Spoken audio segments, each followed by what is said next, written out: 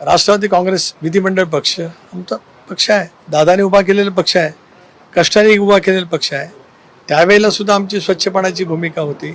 एक बघा गेल्या 6 महिन्यात किंवा गेले वर्षभर मी सातत्याने ज्या वेळेला विलिनीकरणाच्या वतीमध्ये मला विचारण्यात आलं त्याला मी सांगितलं आम्ही दादांच्या नेतृत्वाखाली एक सामूहिक निर्णय एनडीएमध्ये जाण्याचा जो घेतला तो आमच्या मूळ सेक्युलर विचारधाऱ्याशी ठाम राहत, शिवशाहू फुले आंबेडकरांच्या सामाजिक समतेशी ठाम राहत मोदी साहेबांच्या नेतृत्वाखाली एनडीएमध्ये सहभागी होण्याचा निर्णय राष्ट्रवादी काँग्रेस पक्षाने घेतला.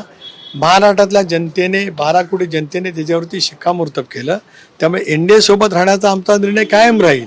आता आमचा एनडीएमध्ये राहण्याचा निर्णय कायम राहील. या भूमिकेशी जे सुसंगत असतील ते निर्णय करतील, तो निर्णय त्यांनी करायचा आहे. मी तेच म्हटलं, मी आज नाही म्हणत. मी गेले 6 महिने ज्या वेळेला मला प्रश्न विलिनीकरणाच्या वतीमध्ये विचारला गेला त्यावेळेला मी हेच उत्तर दिलं. आम्ही एनडीएमध्ये जाण्याचा निर्णय घेतलाय, तो कायम असेल. त्या निर्णयाची सुसंगत त्यांची विचारसरणी एनडीए म्हणजे भारतीय जनता पक्ष नेतृत्व करते आज.